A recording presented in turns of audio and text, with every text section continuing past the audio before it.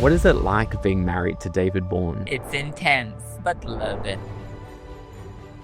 All the deals that you worked on this year, which one made you think, I can't believe we actually did this? Probably it might be the and Garfield deal. I've always loved Garfield. Working on Google Pixel's first ever Christmas advert was amazing. Timings were insane. I think it just shows how good we are. What are the typical challenges that they're facing and why they've come to us in the first place? People aren't seeing licensing as solving a problem. They're seeing it more as an expansion opportunity. Born to licenses, it's more of a quality aspect and not a quantity. We won't put you in front of a licensor unless we think you've got what it takes. How many submissions are really involved for something like this? You're talking hundreds. There's I think it was 500 submissions in one go. How do you guys manage and track such an enormous volume of submissions? So it was a challenge at first. Organization has been really important for Keepsake for us. This has opened up a whole new realm. Are there any trends that you expect to see in the new year? I think we're going to continue seeing the impact of theatrical. What services we'll be offering? Anything that you can think of to sell your product, we can be there and advise you along the way. What's it like being my EA? I'm curious. Fast-paced is really rewarding. I love working with you. You're married to someone that has extreme focus. When David wants to do something, he's gonna do something, and you either help him or you just get out of his way. For someone who's thinking about applying to work at Bourne, can you share a little bit about what your experience has been like? My advice is just dive in.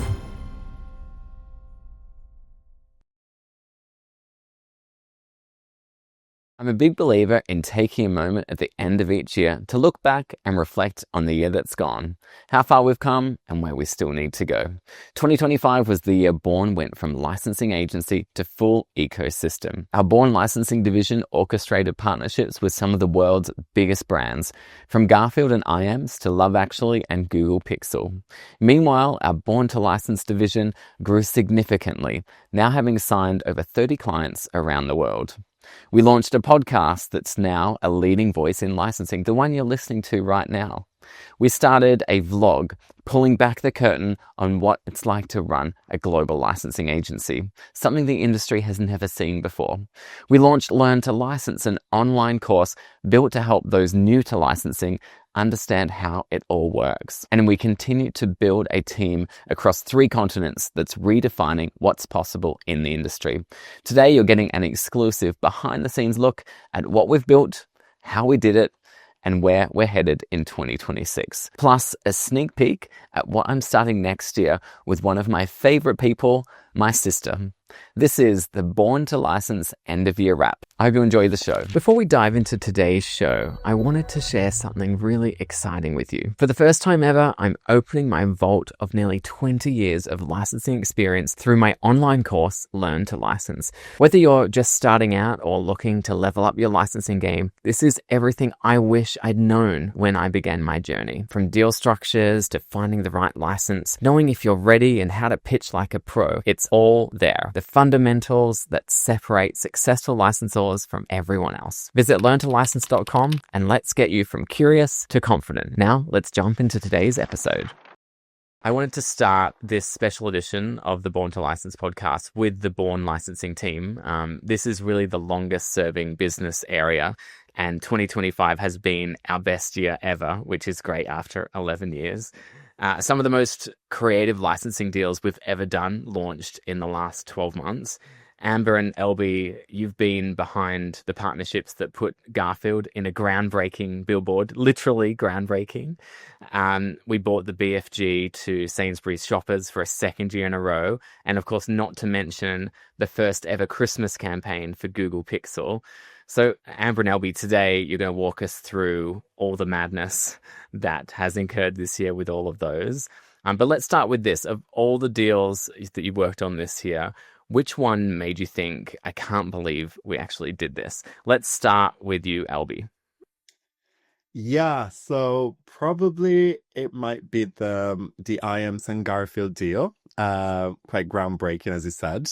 I think it was quite oh my gosh moment for 2 reasons. One, because from a personal level, I've always loved Garfield. I had so much Garfield merch around the house growing up. So when the deal came through, I was like, oh my gosh, I can't believe it because I love it so much. But then from a creative and partnership point of view, I was not worried, but I was very careful of the character and the history and how iconic Garfield is when we were working through it. And I think, yeah, it was just incredible that we could make it work with such an iconic and beloved character. And especially given that, it was a campaign about healthy weight and overweight cats. So you want to convey the messaging of the campaign because that's the whole point. But then you also want to make sure that you're preserving the character and its authenticity. So it was great that we made it work and made everyone happy. Yeah, I mean, for 11 years, I've been doing this and I've done a lot of SpongeBob campaigns, but I really, really, really wanted to do a Garfield campaign. I'm glad this year we were able to do it. I'm very similar to you, LB. I love Garfield. I grew up reading the Garfield comic strips, and it was just so great to work on it. What about you, Amber? What campaign? I know you've only had a short time with us this year because you're on maternity leave. You came back a few months, but you really hit the ground running. I know there is a big campaign that you worked on in that time. Tell us about that. Yeah, so working on Google Pixel's first ever Christmas advert was amazing. And I think for a few reasons, it's especially amazing that we were able to work on it. Firstly, the timings were insane. I think most Christmas campaigns, we normally start development as early as January. This one, we started work on it just maybe 2 months before, or less even, around 2 months before. So to be able to turn something around to that scale in such a short amount of time is amazing. I think just shows how good we are at our jobs, that we were able to secure the licensing and work through all the approvals at such speed.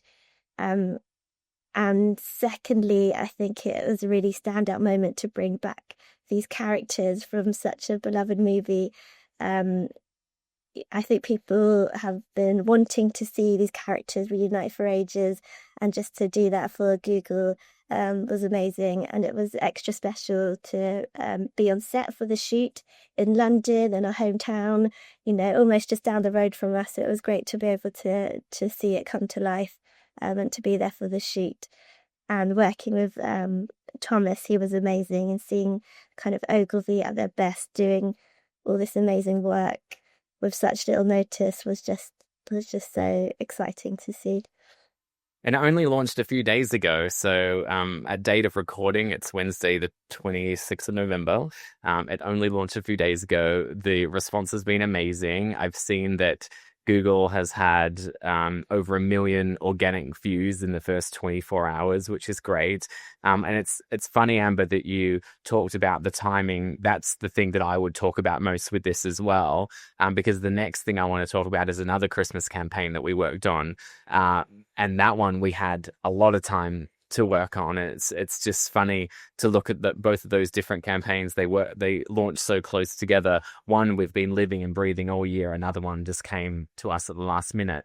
So the one I'm talking about, living and breathing all year, was BFG and Sainsbury's. It was the second time that they've worked with that character, which was great. LB, can you take us through what the experience has been like this year? Because I know you've been the one sort of championing this. Yes. So as you said, very different experience from Google Pixel, because we've been, I think, after the success of last year's campaign in 2024, we started having conversations with the agency, I believe in January or February. So there was a lot of preparation, a lot of conversations and creative development involved in this campaign. They're very different because, of course, the Sainsbury's one involves custom animation, which is always more challenging and requires much, much more time than having real people recreating scenes from a film. we were lucky that we had the animation from last year, so that was great in terms of the BFG. But then New Commercial Arts decided to create a new character, the Greedy Giant, which took a lot of creative development because he didn't exist before the campaign. So they created the idea from the book and created their own character. So yeah, they've been two very different experiences, but both very enjoyable and creatively very rewarding. One of the other campaigns, I can call it campaign, but it was really more of a partnership that we worked on, was Candy Crush Solitaire and Care Bears. Now, Amber, I know that you came back just as this was going live, but take us through that a little bit. Tell us about the partnership and how it's being received. Yes, so this is Candy Crush's first ever license, I believe, which is amazing that we were able to work on it. And I think them working with Care Bears is the perfect partnership in terms of the look and the audience. It just fits so well. So Alberto was championing that campaign and managing all the approvals, which was quite a different experience from an advertising campaign, just because of gaming. There's so many more elements, so many more kind of individual assets that are needed. But I think it's been received amazingly well, and would love them to do another one next year. I think working with Care Bears is there's so much more potential to kind of build on that because of the different characters and the themes with Care Bears. It's something that could really grow and expand, I think. Definitely. I mentioned SpongeBob before, and we did work on another SpongeBob campaign, this time with Ghirardelli. So, LB, tell us about that campaign. Yeah, that was a really fun one. That was a clip within a longer edit where they were showing famous pairs and yeah, great iconic duos that to inspire the product that they were launching, which is a chocolate and caramel chocolate from Ghirardelli. That was great. Working with the Paramount team was amazing as always. So apart from Garfield, yes, we worked with them on the Ghirardelli one. And the result was great. The spot was amazing. They might expand to other markets and potentially renew for another term, which is great. So it's been great. It's one of those ads because we see the development right from the start. So you see the script, you see the storyboard, then you see all the edits as it comes together. And I remember watching that every time. I was like, oh, I really want one of those. There's this one scene at the end where it's like with like marshmallows and stuff by the fire. I'm like, oh my God, that looks so delicious. So very dangerous when you're working on a Ghirardelli ad. You just want to eat chocolate all the time. Elby, tell us about what you did with Invesco and Bob Ross, because I know that was another one that you were managing. Yeah, that was quite unique because I think we've never worked with Bob Ross before, but the agency came to us with a few other ideas actually before that. But then they landed on Bob Ross, and we worked with the licensors to get the clip and include it within the ads. And it launched in March or April. Can't remember now. There's been too many. And yeah, the result was great. So you can see the coach of this basketball team turning on the TV to show the kind of like the rules of the game and a recap. And it's set in the 80s, which is quite cool as well. And then they turn on the TV, and instead of whatever they needed to show, there's a Bob Ross clip painting with his very soothing voice, which was very fun. And Bob Ross is really having a bit of a moment at the moment. The nostalgia, the awareness of him is, really strong. I mean, we've touched on a few campaigns that we've worked on this year, and we can't cover all of them because, we would be recording forever. But one thing I would like to ask both of you is what do you think we'll see in 2026? Do you think that characters are going to be continued to be used in advertising in the way that we've been seeing? Or, do you think that celebrities will be used in advertising a lot again, which we've seen that as well? Let's start with you, Amber. What are your predictions for 2026? I think characters are having a real moment in advertising at the moment. I think there was maybe 1 or 2 years where I feel like they weren't being utilised as much as they should have been. But this year, I think has been an amazing example of what characters can do in advertising, especially around Christmas. And I expect other brands will be seeing how well these campaigns with characters have been performing, and will be, wanting to get a piece of that action. So that's my prediction. I feel like it's going to be even more IP licensing next year. I hope so. And what about you, LB? Yeah, I second everything. And I think that the great campaigns that we've worked on really demonstrate how strong characters are in advertising. I would love a Super Bowl campaign for us, because I think we've done so well above and beyond for Christmas. But a Super Bowl campaign would be very cool, and we would probably start conversations next year. So totally. I mean, Super Bowl, we have worked on some great Super Bowl ads, and we are working on a few at the moment that hopefully will materialize. So watch the space. Well, Amber and LB, thanks so much for joining. Well done on an incredible record-setting year, and let's hope we can go even higher in 2026. Nice. Thank you. Thanks, guys. Thank you. In 2024, we opened Born to License, and fast forward to today, the team has signed a raft of licenses across hundreds of properties. We've helped launch products in-store and online. We've built a turnkey solution for helping companies tap into the true power of licensing. Alyssa, Jenna, Brenna, and Alyssa, you guys have been grinding this year. Let's take a moment to reflect on the wins from 2025 and what's coming in the new year. So let's get straight into wins for this year. I'm going to go through some of the Born to License clients that have launched product this year, and I'd love to chat through what made them successful. Let's start with Hippo Blue. They have launched a lot of licenses this year: Toy Story, Star Wars. Alyssa G, let's start with you. Take us through what the year has been for Hippo Blue and how it's all gone. Yeah, I mean, Hippo Blue came out of the gate incredibly strong with their Disney launch. So back to school, which is their kind of core category, is in January and February in Australia. And so they had easily their biggest back to school season ever.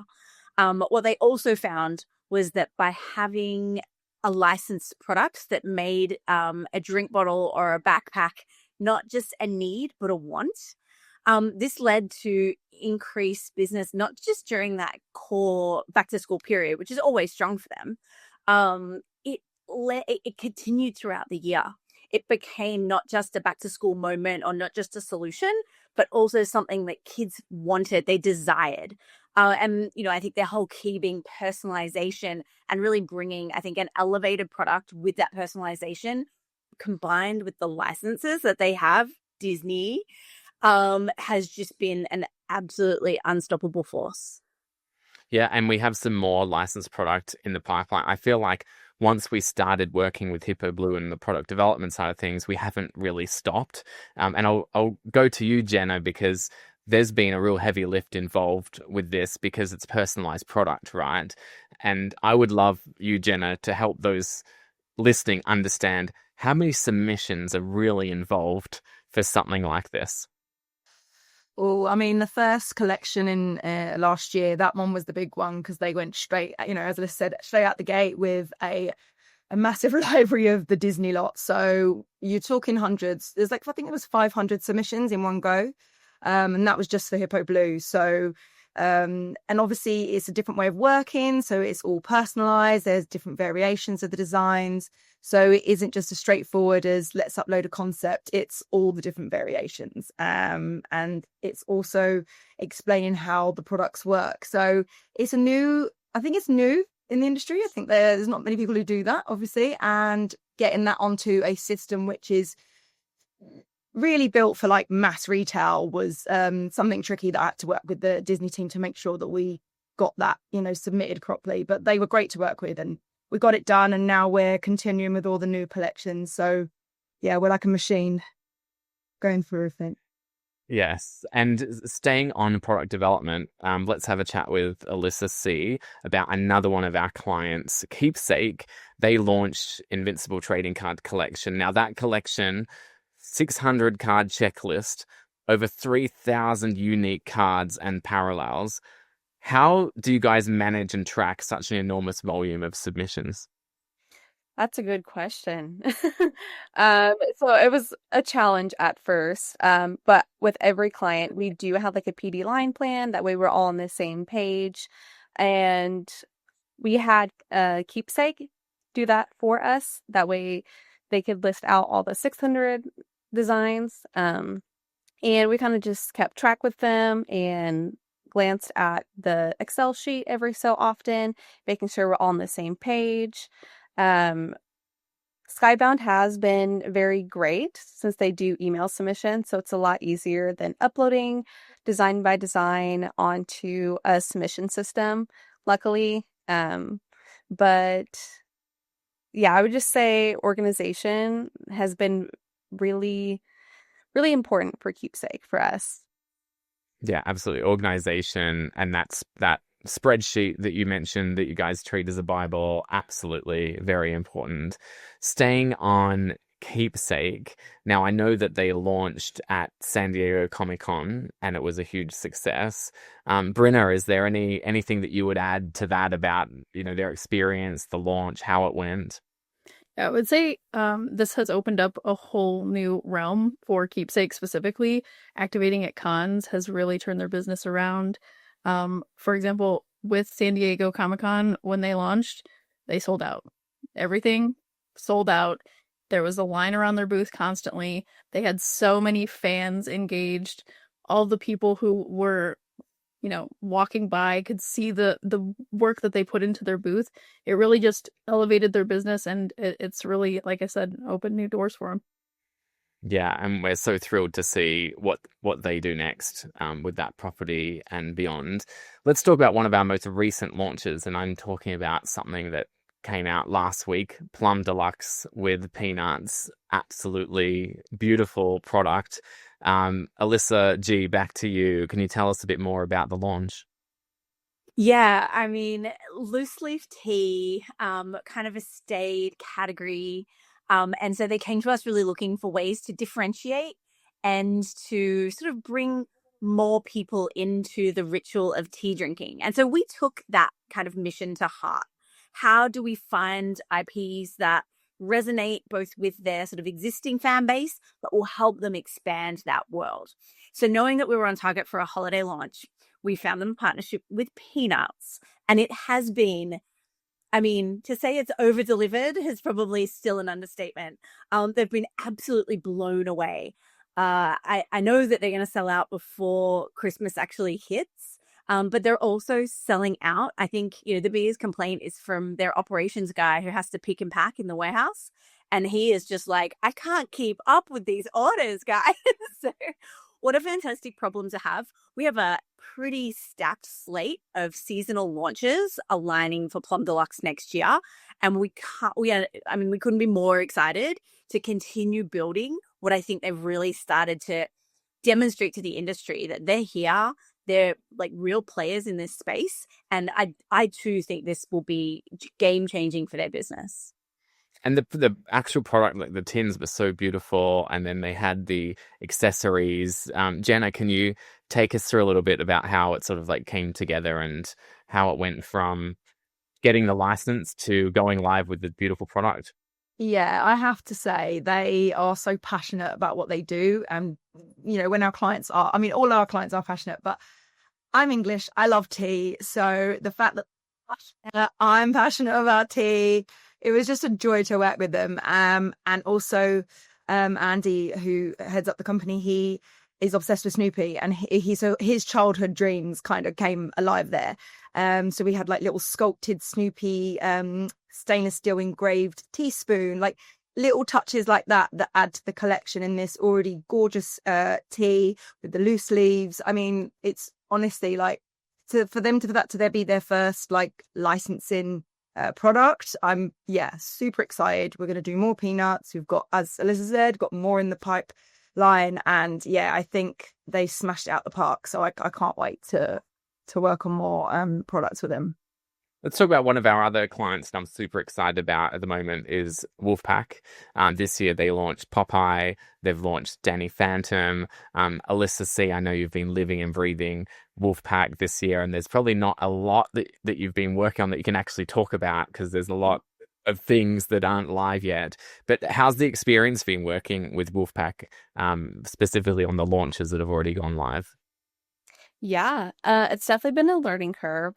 Luckily, they've already kind of known the licensing process because they already have the Warner Brothers license. So Hope, the licensing manager over there, she has been great to communicate with. We've really built like a great rapport. We have weekly meetings just to go over what is in the pipeline. And we've done 2 King Features launches so far and 1 Paramount. And they've all done really great. And I see the marketing on their website, and I always see them on TikTok, on their lives.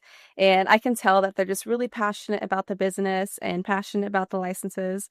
And they have about 4 different designers, and each designer has their own interests and their own likes. So they pick the collection that they're like most passionate about, and then they work on that collection. You can really tell through their designs.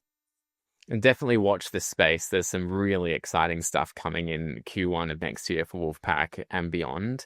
Brenna, back to you. Let's talk about Steven Singer Jewelers. I had the pleasure of seeing them at the Wicked for Good premiere in New York last week, I think it was. That was a lot of fun. So they have launched their second partnership with Wicked. Tell us a bit more about that. Yeah, so they launched their second collection, which kind of revamps their first collection. Their first collection sold out. It's not coming back, unfortunately. But this collection has taken the new looks for Elphaba and Glinda and reworked them magically to be new collectibles. As far as the marketing is concerned for it, it was a lot of advanced prepping. When you have something as big as Wicked, everyone's in on it. Everyone's trying to get that little slice of the pie. So the Steven Singer team really pulled everything together in advance, launched prior to the debut of the movie, and it really came together beautifully.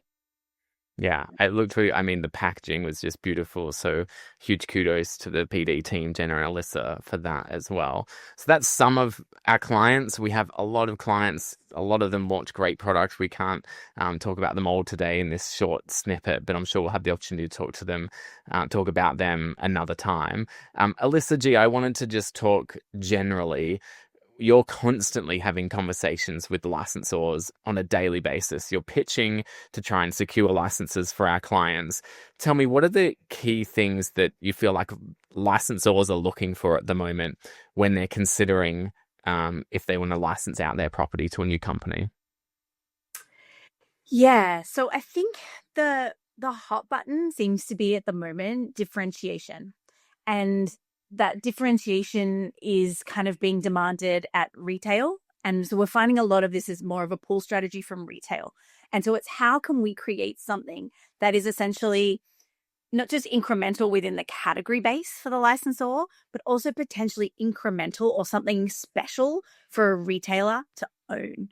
And that seems to be really driving a lot of the key conversations that we're having is, we know that retail is demanding something different, something special, something exclusive or ownable for them.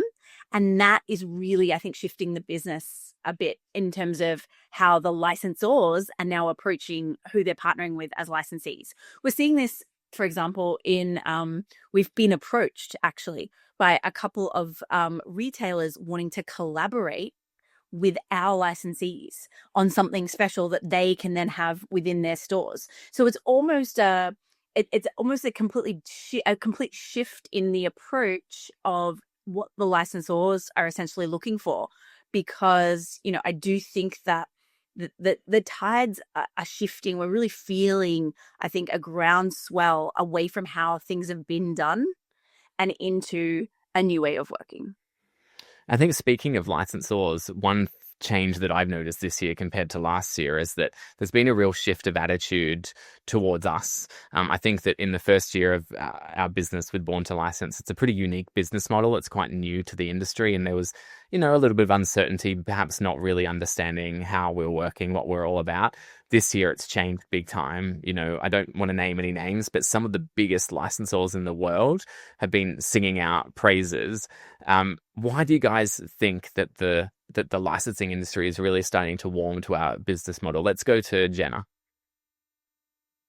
I think, and I've said this before, it's a personal observation. I feel like licensing has the same blood, the big players, the people who, contribute to mass retail.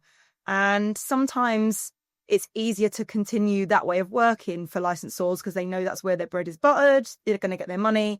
But also it kind of becomes, I've been in the industry for 20 years. Everything's can be quite samey. It's changing now the last couple of years. And I feel like we're kind of injecting a little bit of new blood into the industry. And we're proving that in the last year, the people that we have taken to licensors, there's proof in the pudding now. So once you get that one success story under your belt for a client and it's proven it can be done, then it opens doors elsewhere. So I'm excited for all of our clients. They all deserve to have lots of success. And I'm just, who else can we get on board? Who else can we, inject blood into? That's what we're about. This is what Born to License does. Absolutely. Well, let's focus on 2026. And Alyssa, I have a question for you. If you were to put a number forward with how many product launches, individual products, we're going to release in 2026, what would you say that number is? I'm really putting you on the spot just for everybody listening. I did not tee up Alyssa to answer this question. I'm putting her on the spot. Okay, if I had to do the math, I would expect there to be, if we're going to have approximately 70, I would say, clients across in 2026, I would expect there to be around 60 collections between all of our clients, just because it does kind of take a little bit longer to, sign the contract and get concepts approved, pre-production approved. So altogether, I would say maybe 60 collections across all of our licensees. And in each collection, there could be 10, 15, 20, 30, 50. Yeah, I mean, with something like Keepsake, it's hundreds. So we're talking about thousands and thousands, really, of product that will be going through our product development kind of process in 2026. Oh, I'm sure. Once you consider Hippo Blue, Keepsake, and Wolfpack, it will be thousands of products. Yeah, there's certainly a lot. And of course, this affects Brenna's role as well, because she's doing all the marketing. Brenna, tell us a little bit about the marketing process that you're currently working on. So because a lot of our clients are doing this for the first time, even though they may be experts in what they were doing with unlicensed products, licensing is a whole new ballgame where everything needs to go for approval if they're using the IP. So it's been a learning experience for a lot of our clients. My job is kind of to walk them through what to expect and that experience. And sometimes it can be a rough experience, and other times, depending on the client, they may be more organized, more structured. It's a lot smoother. So it's been interesting navigating with each of our clients the process for marketing. Marketing is its own beast in a way, but it's been fun. Very good. Well, I have one last question for the team. Let's look at 2026 and let's think about, are there any trends that you expect to see in the new year? Whoever wants to jump in, feel free to jump in. I think we're going to continue seeing the impact of theatrical, again, mainly at retail, but that will trickle down to all tiers, I think. That's been probably the biggest shift. We call it the Barbie effect. Barbie really reset the game around theatrical launches. And, I think we all sat 5 years ago and wondered if theaters were gone for good. And the way that theaters have come out of this fighting and said, hey, no, we're a moment, we're an experience, we're an in-person thing that you can look forward to, you can book with your friends, I think has been really gratifying to watch that, theaters are back and movies are back and going to the movies is back. And then how that's obviously being reflected in kind of pop culture moments that we're able to experience at retail, in malls, that sort of thing. So I think we'll continue to see more and more of that. Awesome. Yeah, I totally agree, Alyssa. Anyone else want to chime in with some predictions for next year? I think that licensor cross collaborations are going to continue to pop off because, years ago, there's no way you'd get, I'm not naming anyone in particular, but you wouldn't get two massive IP owners doing crossover product, crossover promotions. It wouldn't happen unless it was really special. And now that seems to be popping off quite a bit. And I think that's going to lead the way for everyone to, get their bit of the pie there because people love it. You've got the nostalgic, thing coming. Well, it's been around for a few years now, but, everyone loves that. So then if you get two nostalgic brands do a crossover, you've got a hit on your hands. So it's a no-brainer. And then that, rolls over into everything else. And to Alyssa's point with the, with big film franchises, you've got, then that goes into the live events space. And then you've got product at the live events. It's just a complete rollover. It just, it's a massive big spew. It's great. We love this. What about you, Brenna? I actually think that animation is going to start trending upwards in 2026 and beyond, only because you think of what just happened this past year. We had a massive hit with Netflix for K-pop Demon Hunters, and everyone I have met has been singing its songs, just obsessed with the franchise or a hopeful franchise, and really wanting to see more of that. And I think with animation, there's less restrictions around it. You could be more, it's more of a freeing space to kind of imagine worlds and different things that you can't really do with live action, or maybe people are tired of seeing CGI. They'd rather have the animated style of, whatever the IP may be. So I think animation is going to be more prominent, especially when you think about a few years ago, you had, the Spider-Man, Into the Spider-Verse. Massive. It was absolutely insane how many people just love the art style, the different ways that different animations came together just in that one movie. And then the second one was just as big of a hit. I think the third one will be a no-brainer. It'll be the same thing. And that's also across things like Japanese anime that is also becoming more mainstream in Western cultures. So I really think that that's going to continue trending upward. Good one. And Alyssa C. For 2026, I see a trend of brands collaborating together to create products to really capture the consumer's attention. For example, just this past year, we've seen McDonald's collaborate with Hello Kitty and Teenage Mutant Ninja Turtles to create that toy for the Happy Meal. And I know that Care Bears is really open to collaborating with other brands. I know they've done, I think Strawberry Shortcake and Care Bears have collaborated together to create an icing or Eclairs collection. And same with Loungefly, Minnie Mouse, and Swarovski, the jewelry company. Wow. Yeah, they've all come together to create a limited edition 300-piece collection. So I think it's going to be a lot more brands collaborating together to kind of create just that experience for consumers. Yeah, I think you're right. I think we'll see a lot of that. For me, I'm sort of building on Alyssa G's thoughts. E-com just continues to grow exponentially. There's so many young, amazing companies that are, 2 or 3 years in operation and they're doing tens, hundreds of millions of dollars of products. How can retail compete with that? We went through COVID where we're basically just getting things delivered to us all the time. And yes, there is an appetite to get out and experience the world more, but I do feel like shopping has changed forever. And so malls, shopping centers, supermarkets, department stores, they need to really entertain. They need to really provide an amazing experience for people to go, incentivize them to go in, experience it, and buy product in a way that is different to them going on Amazon or going online and just buying something there. So I think that licensing is the way to do that. Licensing is a way to activate and entertain and draw people in. And I do feel like licensing will play a really big role in the future of retail. Well, thanks everyone for jumping on. It's been an amazing year. Thank you for all your hard work. 2026 is going to be unbelievably exciting, and I'm so thrilled to have you guys on the team, and wishing you all happy holidays.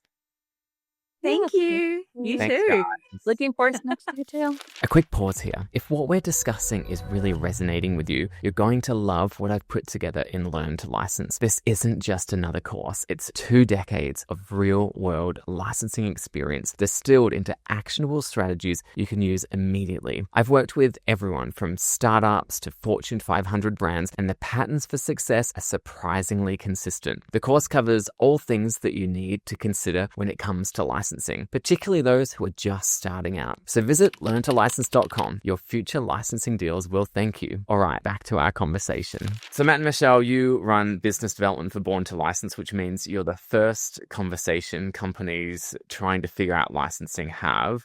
You're seeing all the pain points, the confusion, the opportunities. So let's take a moment to pull back the curtain. Let's start with the inbound interest that we're getting. What types of companies are reaching out to Born to License? Michelle, do you want to share a bit more about the companies that you're speaking to? Yeah, look, it's such a broad range of not only companies in terms of the product they make, but the stage of business that they're at, and also particularly where they are. So, I mean, just in the last 6 months alone, we've spoken to companies across the Middle East, Bulgaria, Central Europe, the UK, Asia, Australia. That's been sort of where I've been focusing my attention. And I mean, we're finding that we're getting everything from inquiries from companies that want to do video gaming to museums, music licensing. Sometimes we get gorgeous little local schools and preschools that actually are just even looking for like product and sort of they're not quite understanding what licensing works and whether or not they need a license for something like that. Everything from like die cast cars, like adult collectibles, kids toys, clothing. A lot of companies, I'm getting quite a few companies throughout Asia as well that are seeing opportunities that are resonating in UK and the European market, and they want to replicate it there, or vice versa. So you do get a lot of people that are seeing opportunities in other markets work and think actually that could work for us. So, I mean, it is literally, I think in any given day, I probably speak to companies that do everything from, collectible items to, online video games to, I don't know, books and museums. Yeah, like such a broad range. What about you, Matt? Is it different for you? I mean, I really am thinking about this question ahead of time. It's truly what you said. It's so broad to say one specific area. It's really difficult. I tried to consolidate what I could. I said there's a lot of food and beverage, snacks, frozen foods, no sugar drinks, and health and wellness companies. I've also seen a lot of, and I don't want to mention their names, but they're industry leaders with strong social media campaigns that one would think you could kind of go out and do your own licensing program on your own, but they really need help. And it's really interesting. Soft goods, home decor, clothing, but then there's just some unique products that really have their own niche areas that are carved out that they're one of a kind. Interesting. What I'm hearing is like every day is different. You get online, you look at your inbox, you don't know what's coming through, who you're going to talk to, where they're going to be, what you're going to talk about, which I guess is a lot of fun. You just never know what's around the corner. Let's talk about some of the pain points that these companies are coming to you with. Michelle, what are the typical challenges that they're facing and why they've come to us in the first place? Like, why are they interested in doing licensing? Like, what problem is that solving for the business? I don't know what you think, Matt, in your market, but I definitely feel like people aren't seeing licensing as solving a problem. They're seeing it more as an expansion opportunity. So like, we're already doing A well, why don't we add B? So, I get a lot of skincare and makeup companies that have got great traction at retail or really good online e-commerce.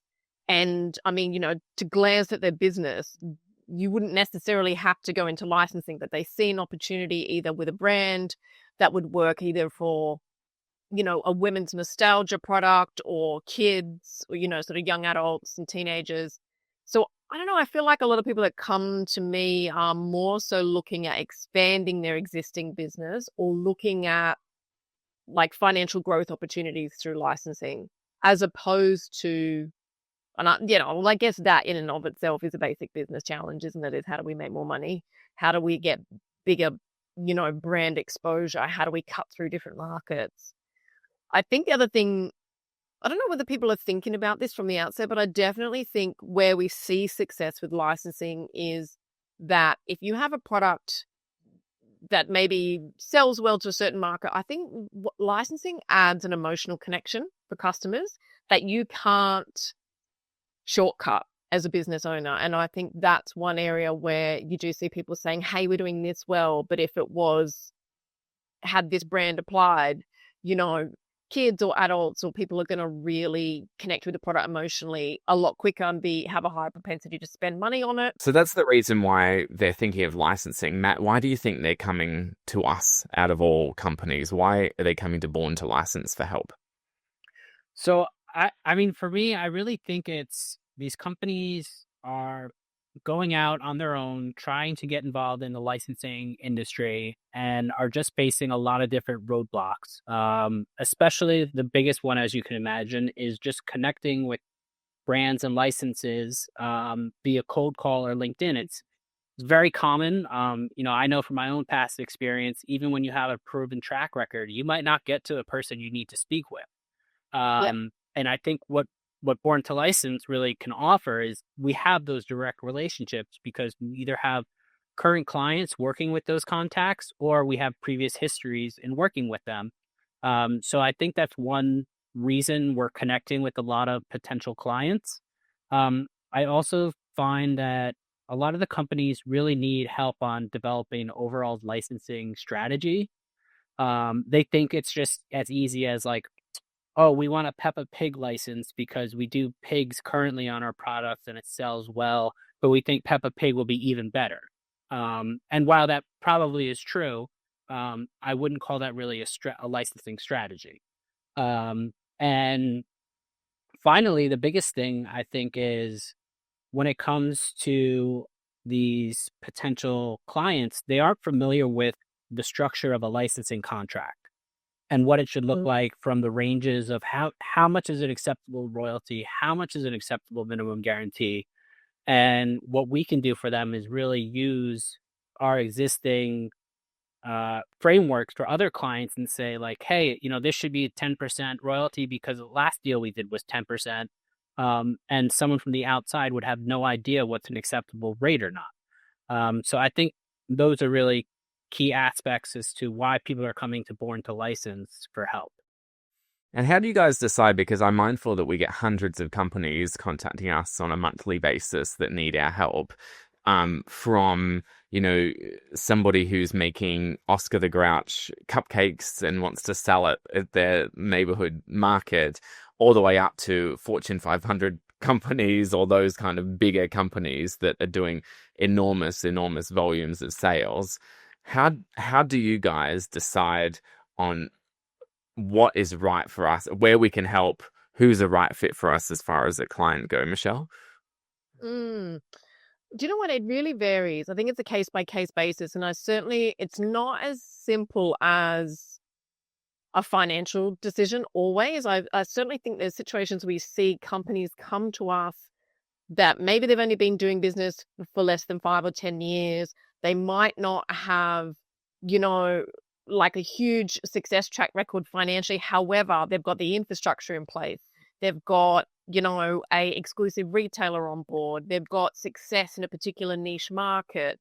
Sometimes we have people come into us where they might be manufacturing, accessories and products for a huge retail chain in Europe.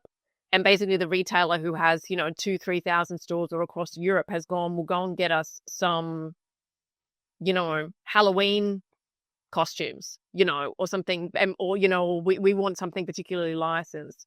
Just trying to steer clear of specific things I'm talking about at the moment.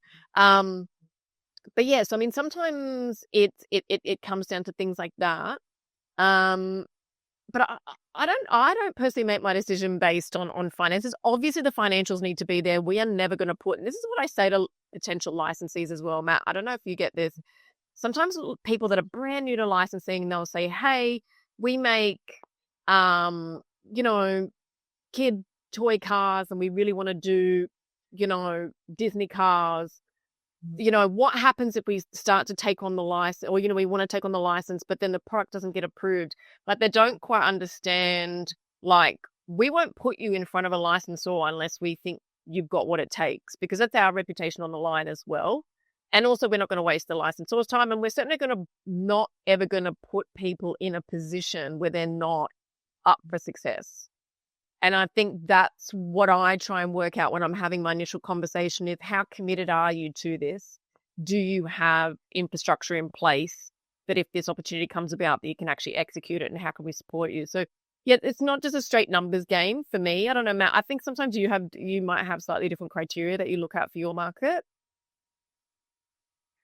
Yeah, for me, for North America, and just, again, being familiar with the US market from a licensing standpoint, what I've really been doing for the most part is not judging anyone, like not judging a book by its cover, because I would say a lot of times, like maybe even half of the opportunities, I might have like a gut feeling that might not work out.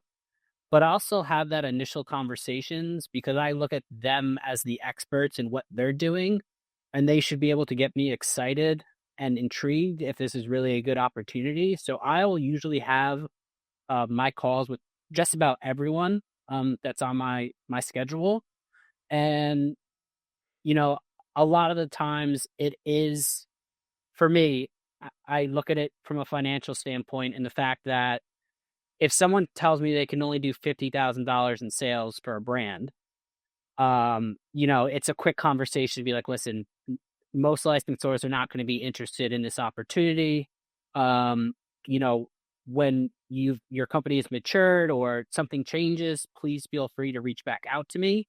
But I'm not going to waste anyone's time in saying that we can get a license for them and dragging out the process and collecting fees when we know it's not going to work out. So, I think that's what's nice about, Born to License is it's more of a quality aspect and not a quantity. Yeah. We're really looking for larger opportunities, long-term success versus, we're not just in it for some upfront money and, collecting fees and things like that. That's just not the MO. I think that's really great that you said that, Matt, because when we're looking at opportunities that are coming in and clients that want to work with us, we want to build long-term success with our clients. And, we want to be helping them build their licensing business and achieve that growth within their company for years to come. So, we would like to be working with our clients in 3 years, 5 years, even 10 years time. We want to have that long-term kind of partnership with them. And that's, every time we're assessing whether we want to sign on to a client, with a client, we're thinking, is this just something that we can do that they want to do quickly in and out licensing? And if that's the case, we probably, wouldn't want to work with that particular client. Yeah, I feel like we've all been around in licensing long enough to really know that the successful licensing arrangements are ones that are strategic and long-term and not the quick wins. And not the, as you say, Matt, we're making pork products, let's make a Peppa Pig. Like, sometimes the most obvious branding solution is actually not the most sustainable business, strategy.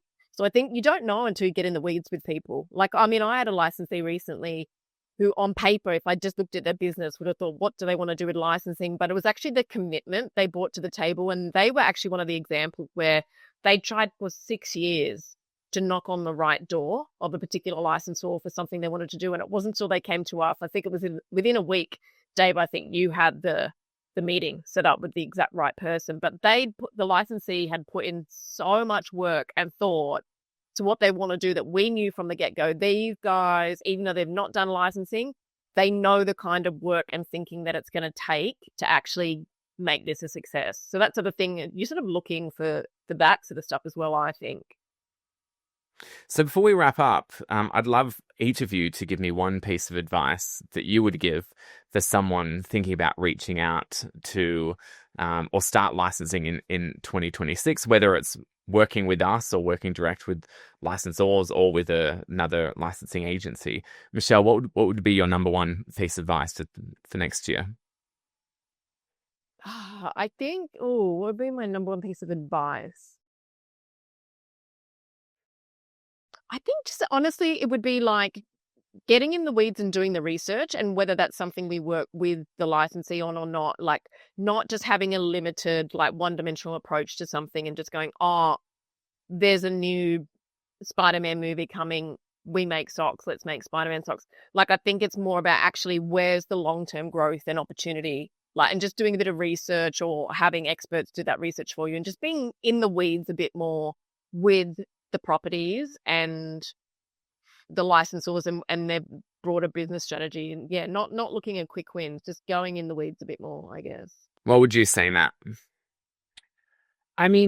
First and foremost, I would hope that the potential client has already done some research into the licensing industry and what it might take.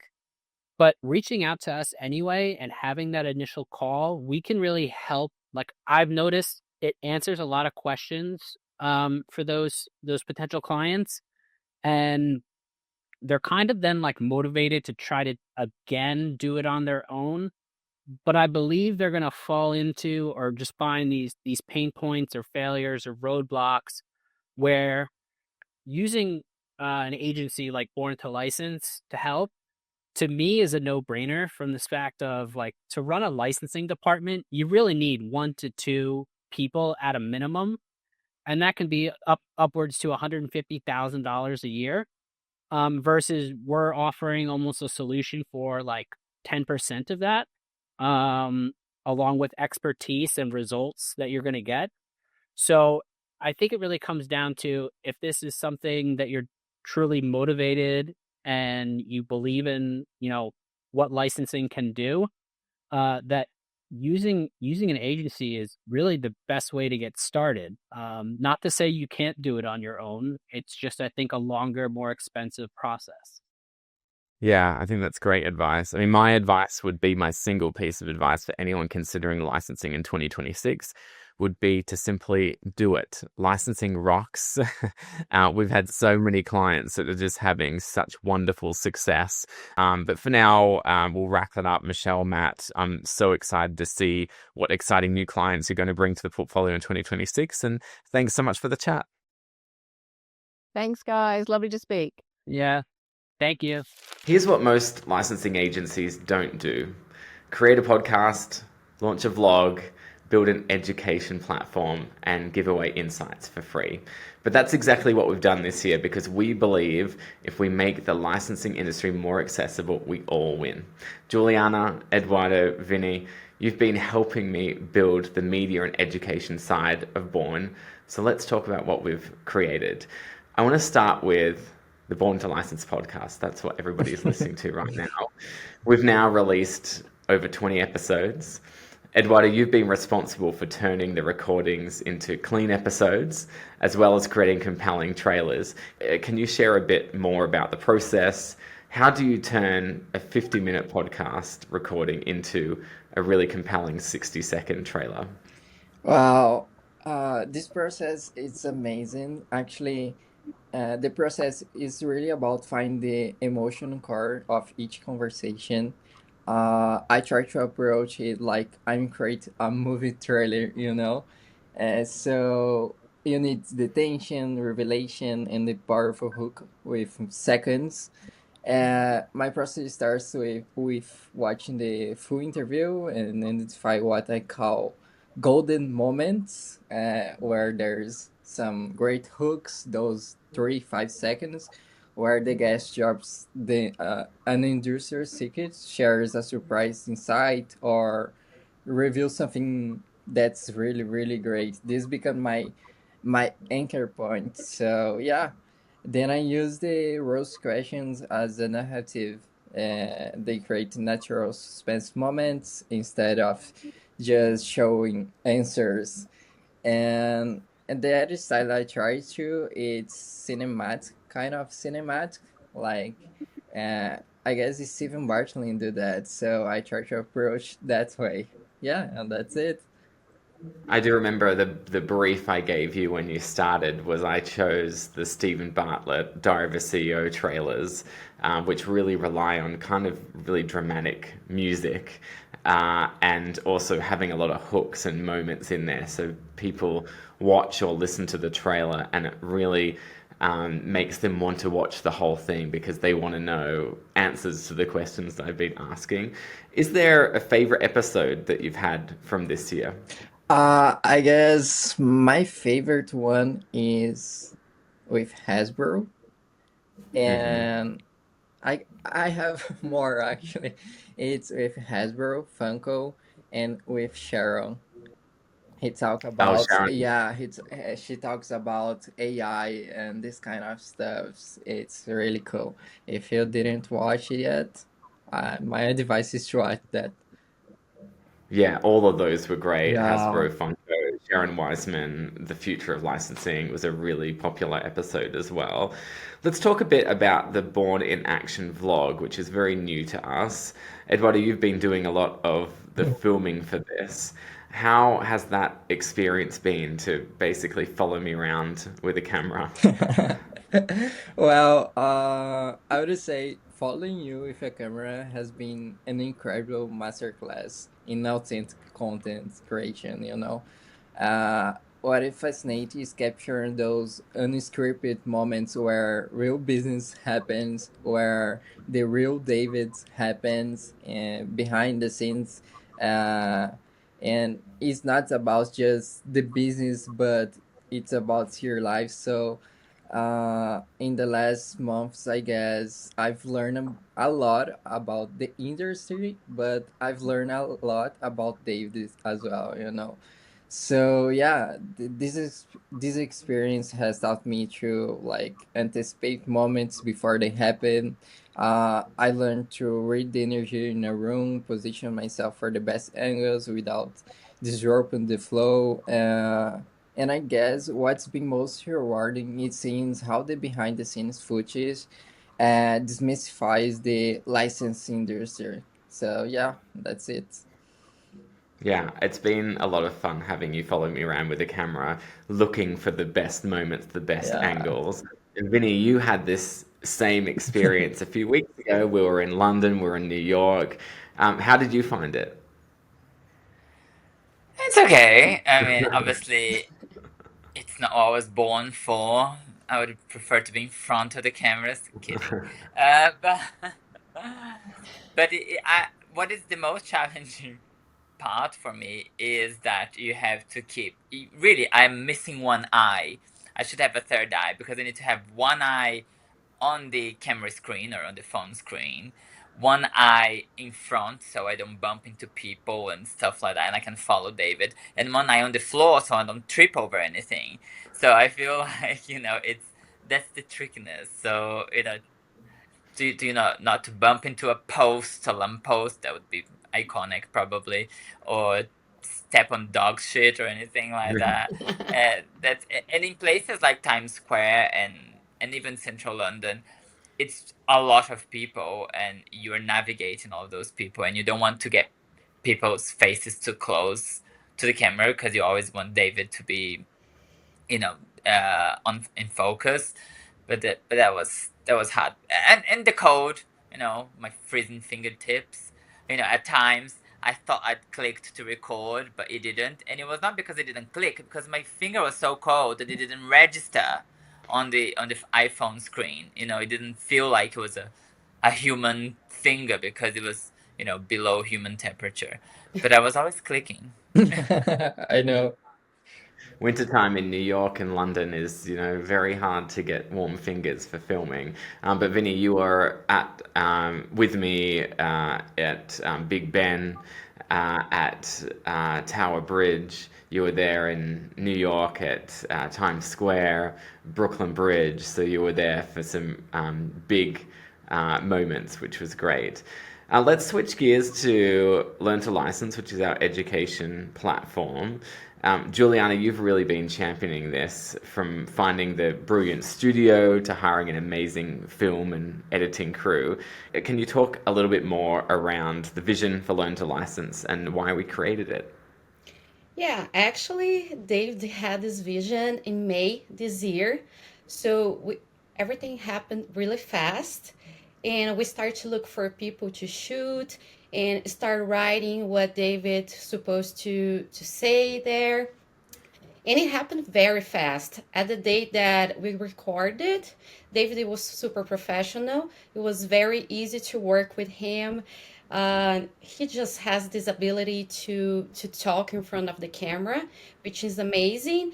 And we have everything ready by what, 5 months? So it was Yeah. super fast and Yeah. really amazing. It was really fast, and well done for all the Yeah. work that you did. It was a really, I mean, we used like masterclass as a sort of North Star, and I feel like we hit the quality of that, and it's been really well received, which is Yes. good. Juliana, while I have you, let's talk generally about your role as my executive assistant. Yeah. You are the superstar that makes sure my emails and the schedule stays under control, amongst many, many, many other things. What's it like being my EA? I'm curious. Fast-paced. I have to be very fast. It's challenging. You are always ahead of everything, so I have to be like that. But at the same time, I feel that is really rewarding, and you're always like give me responsibilities and things that I didn't think I could do, but you make me just go there and do everything that I couldn't imagine. So it's really amazing. I love working with you. You are so nice, and it's been an awesome year working with you. It's amazing. Well, this has been my first year with an executive assistant. I'll tell you, it's been a complete game changer for me, because you sort of making sure that I'm organized and handling emails and just organizing my life really does mean that I can focus on those big picture things that Yeah. every business owner needs to focus on in order to, achieve the exponential growth that we really need to achieve. Vinny, let's jump back to you. You're a bit of an all-rounder for the business, including being my husband. Can you share with the listeners, what is it like being married to David Bourne? It's intense, but loving. Well, I have to go back to Juliana and say that I also have a lot to thank Juliana for, because I think if Juliana wasn't around, my life would be much harder.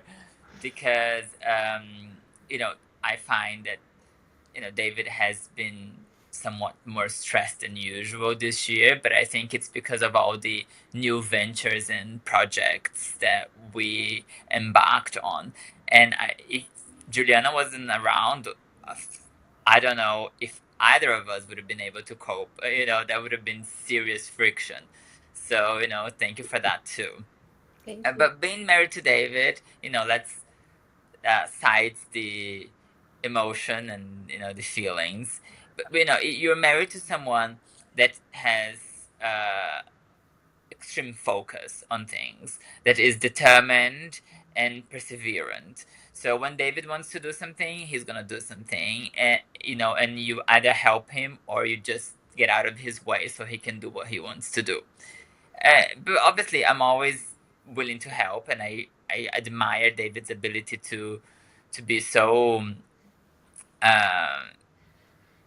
ambitious, and entrepreneur on everything he wants to achieve, and that's why I married him, because I don't have that.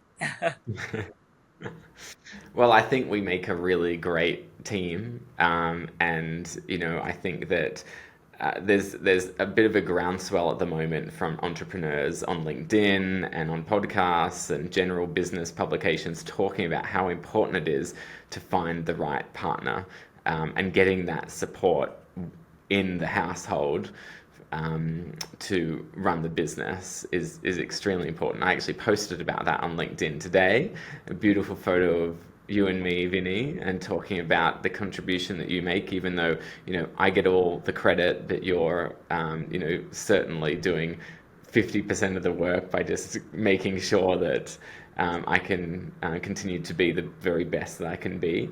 And it's had a lot of feedback on LinkedIn, which is really good.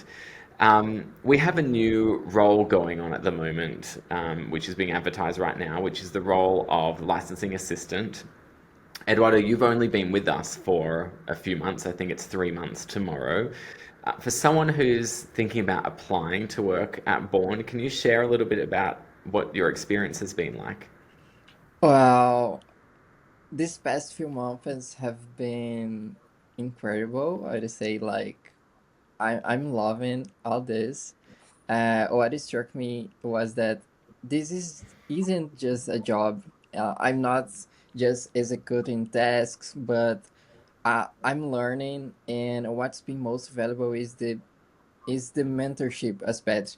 I'm not just like observing the business. I'm actually involving the strategic discussions, understand why certain decisions are made, learn how to spot opportunities, and that's developed my skill as well. So I would say for anyone considering applying for this, my advice is just dive in. Come ready to learn. Yeah, I think that's really good advice. And I can't believe it's only been 90 days. Yeah. We've achieved so much with the podcast, with Born in Action, with, all the great work you've been doing on our socials and everything. So, I'm really excited about where we can take this. Guys, before we wrap up, I just want to say a big thank you. Your support has really allowed me to be the best I can be this year, and we've had a lot going on, but it's probably been, well, it has certainly been the best year that the business has ever had. You guys helped me juggle all the demands with running a global licensing agency. So yes, I wanted to again say a big thank you for everything. Wishing you a wonderful holiday break, and looking forward to more greatness and more growth in 2026. Yeah, thanks for having me. Thank you for being a great boss. Yeah.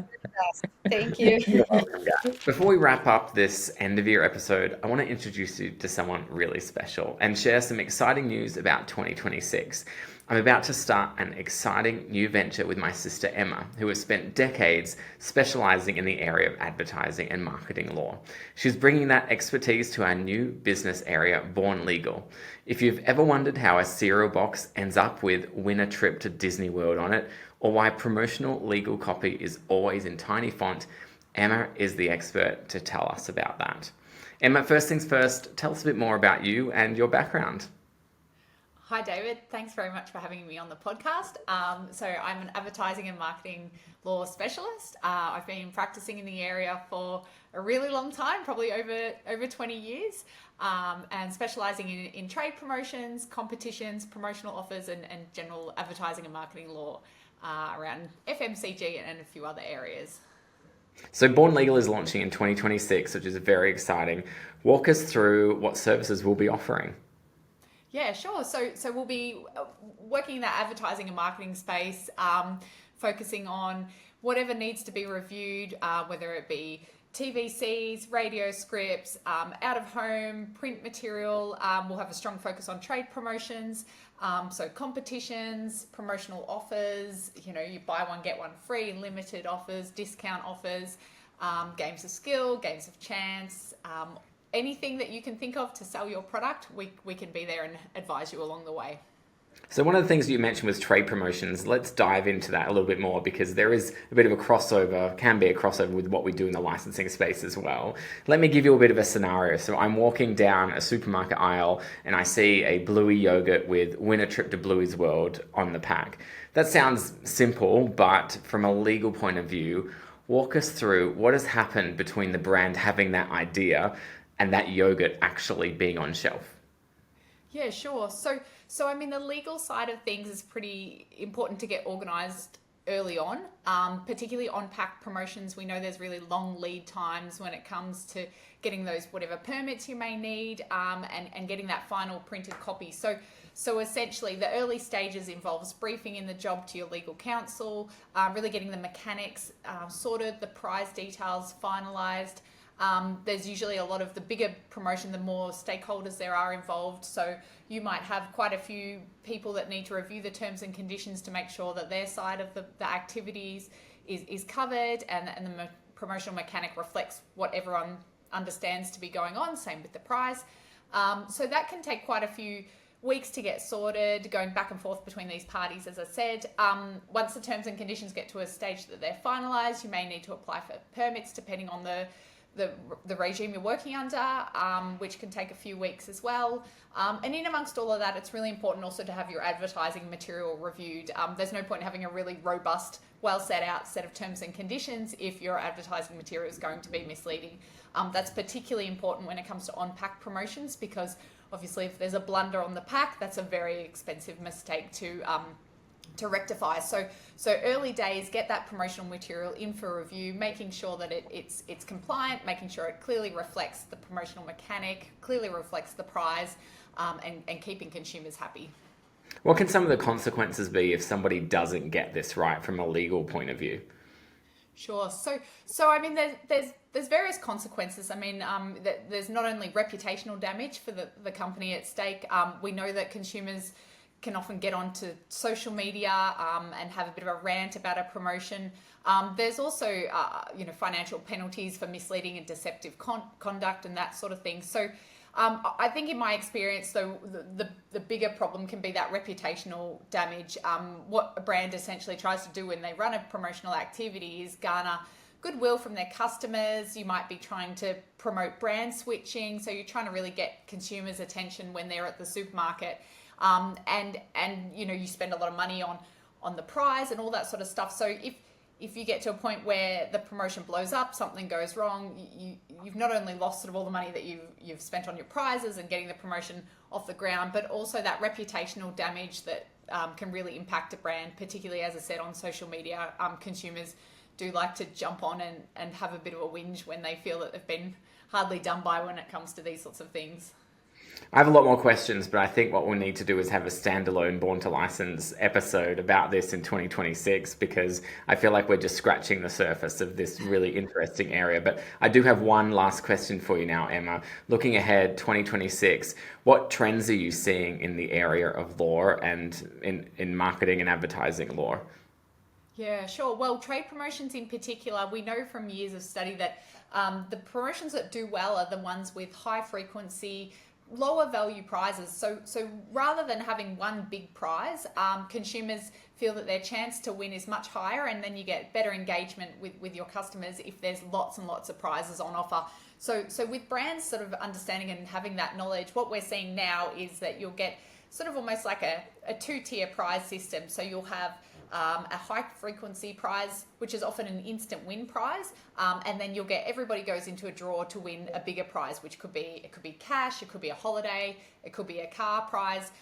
So that's what we're seeing big brands doing more often, and seeing a lot of big on-pack promotions, so big long lead times, coming out into market, because essentially, you're really trying to grab consumers' attention, and that's what you can do by having that promotional activity on pack in store. I always talk about the attention, the window you have to grab someone's attention in the supermarket. It's like a matter of seconds, isn't it? And I always talk about that from a licensing point of view, and you can talk about it from, a trade promotion point of view, is that you have such a limited amount of time to capture the shopper's attention, don't you?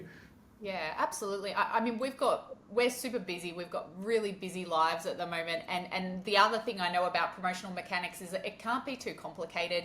If you get a consumer picking up a packet and they don't really understand what they need to do to enter in a matter of seconds, or they don't understand how they win the prize really quickly, you're going to lose them. As I said, we're flat out people at the moment. So particularly around Christmas, everyone's got lots of things to do. So it's really important to do what you need to do to grab consumers' attention.